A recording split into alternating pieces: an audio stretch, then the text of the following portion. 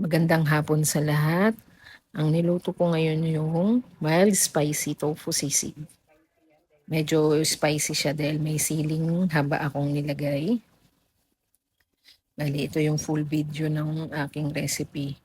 Ngayon ko lang na-edit. So, yan. Bali, ang ingredients na ginamit ko, fried tofu cubes, chopped onions, minced garlic, may konting butter, tapos yung sisig sauce. Ayan, magigisa na tayo. Sabay-sabay ko nang hinulog yan.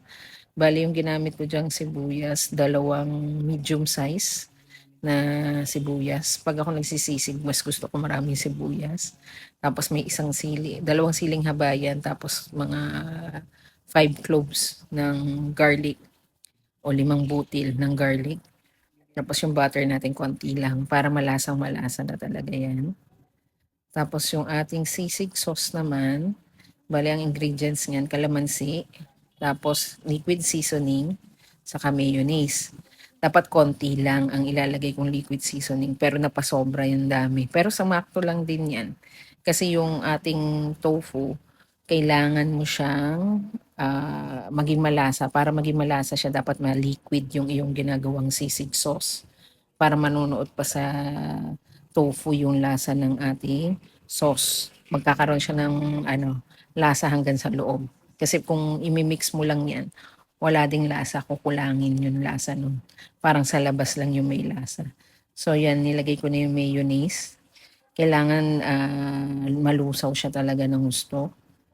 Kasi parang tofu, ano din siya, parang taho pag, pag hindi mo hinalo ng maigi ang itsura. So, hinalo natin maigi yan. Ayan na. Medyo translucent na yung ating sibuyas. Ilalagay na natin yung tofu na pinirito. Tapos, ayan. Mimix lang natin ng bahagya yan.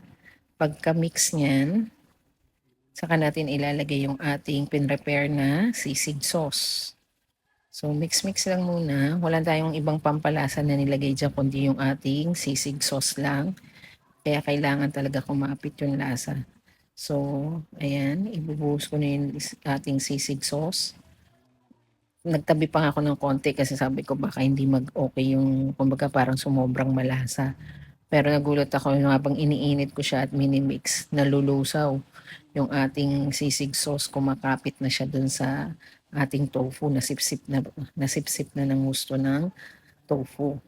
Tapos, ang isa pang technique, huwag nating masyadong iprito ng malutong yung ating tofu or tokwa para nakakasipsip siya ng lasa ng ating sisig sauce. So, ayan. Yung medyo natuyot na, nilalagay ko pa unti-unti yung tinabi ko. So, saktong-sakto lang din yung na-prepare ko na sisig sauce.